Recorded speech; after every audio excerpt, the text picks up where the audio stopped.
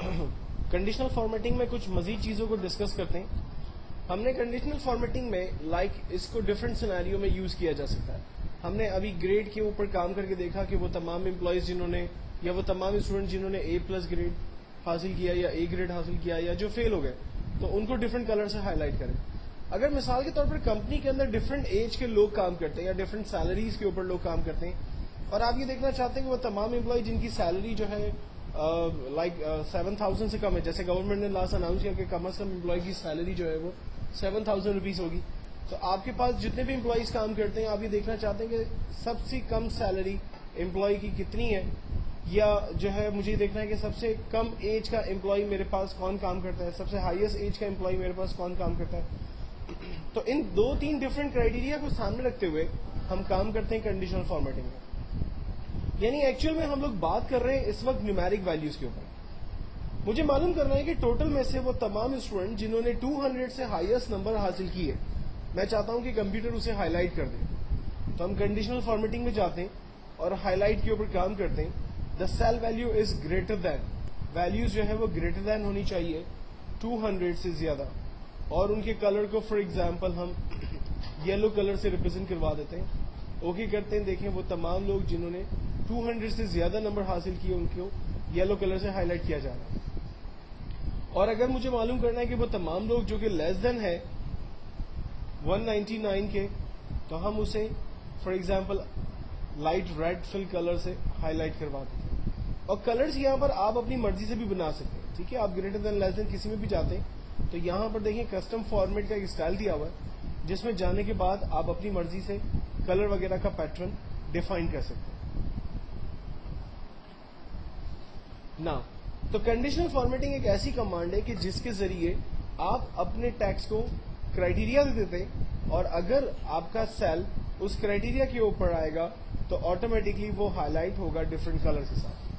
اگر ان کنڈیشنل فارمیٹنگز کے رولز کو اس پہ ختم کرنا ہے تو ہم ان تمام کو رینج میں لے کر کنڈیشنل فارمیٹنگ میں جاتے ہیں, اور یہاں پر clear rule for selected cell اور انٹائر ورک شیٹ دونوں آپشنز ہمارے پاس آ رہے ہیں. چونکہ اس وقت میں نے رینج بنا لی ہے تو اس لیے میں سلیکٹڈ سیل پہ کلک کر دوں گا, ادروائز ہم انٹائر سیل پہ کلک کریں گے تو پوری ورک شیٹ پہ جہاں جہاں پر ہم نے فارمیٹنگ سیل اپلائی کیے ہوں گے وہ تمام چیزیں ختم ہو جائیں گی. دین ہمارے پاس کمانڈ ہے سیل کے اسٹائل.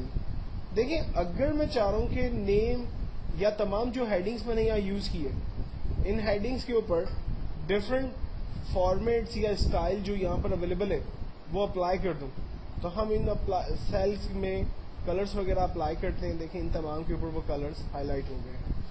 تو کسی بھی سیل کے اوپر بنے بنائے اسٹائلز یا فارمیٹ میں سے ہم وہ اسٹائل ان کے اوپر اپلائی کر سکتے ہیں. یہ ایک بہترین کمانڈ ہے. اگر کوئی کالم ہمیں بیچ میں انسرٹ کرنا ہے, فار ایگزامپل میرے پاس انگلش, میتھ اور سائنس 3 سبجیکٹس ہیں اور مجھے یہاں پر ایک سبجیکٹ اور ایڈ کرنا ہے, تو اس کا آسان طریقہ یہ ہے کہ ہم کالم کے بیچ میں جہاں ہمیں کالم ایڈ کرنا ہے وہاں پر رائٹ کلک کرتے ہیں کالم پہ اور انسرٹ کرتے ہیں. دیکھیں ایک نیو کالم ہمارے پاس آ گیا. اگر اس کالم کو ختم کرنا ہے تو رائٹ کلک کیا, ڈیلیٹ کرتے ہیں, وہ کالم ختم ہو گیا. اسی طرح سے را اگر انسرٹ کرنی ہے رائٹ کلک انسرٹ, را انسرٹ ہوگی. اور اگر ہمیں ختم کرنا ہے تو رائٹ کلک ڈیلیٹ کرتے ہیں, وہ را ہماری خالی ختم ہو گئی. اور اگر ایک سے زیادہ کالم ایک وقت میں چاہیے آپ کو تو ایک وقت میں زیادہ کالمز کی رینج بنا لیں, رائٹ کلک کریں, انسرٹ کریں. یہ دیکھیں ایک وقت میں زیادہ کالمز ایک ساتھ آپ کے پاس آ گئے, اور اگر آپ کو نہیں چاہیے تو ایک ساتھ انہیں آپ نے ختم بھی کر دیا. سیم چیز را کے اندر ہے. اگر آپ ایک ساتھ 5 راز ایکسٹرا چاہتے ہیں تو رینج بنا کر انسرٹ کریں, یہ 5 نیو راز آپ کے پاس آ گئی. اور اگر ختم کرنا چاہ رہے ہیں تو انہیں ڈیلیٹ کریں, 5 راز آپ کی ڈیلیٹ ہو گئی. اگر آپ چاہ رہے ہیں کہ یہ سبجیکٹس ٹیمپرری طور پر ہائڈ ہو جائیں تو ان تمام کالمز کو رینج میں لے کر رائٹ کلک کریں اور اپنے کالمز کو ہائڈ کر دیں. یہ کالمز ہائڈ ہو گئے. کالمز کو ہائڈ کرنے کے بعد میں اگر آپ کو خیال آتا ہے کہ یہ کالمز دوبارہ آ جائے تو ہم دیکھتے ہیں کہ بی اور ایف کالم ہمیں نظر آ رہے ہیں. اس کا مطلب ہے کہ بی کے بعد سی, ڈی اور ای تینوں کالم جو ہے وہ اس وقت ہائڈ ہوئے ہوئے. تو ہم لوگ انہیں واپس لانے کے لیے بی اور ایف کالم کی رینج بناتے ہیں.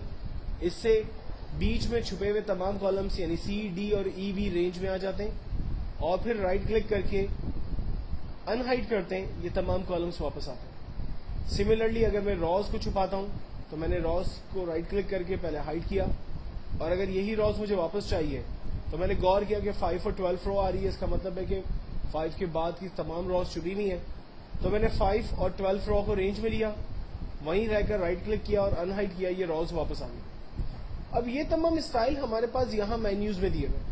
مثال کے طور پر میں جس جگہ موجود ہوں وہاں پر مجھے ایک نیا کالم ایڈ کرنا ہے, تو انسرٹ کے اندر جاتے ہیں, ہم سے کہتا ہے کہ کیا چیز انسرٹ کرنی ہے, کیا آپ کو سیل انسرٹ کرنا ہے, کیا آپ کو ایک شیٹ پر را انسرٹ کرنی ہے یا کالم انسرٹ کرنا ہے. میں نے کہا مجھے کالم انسرٹ کرنا ہے, یہ دیکھیں ایک نیا کالم آ گیا.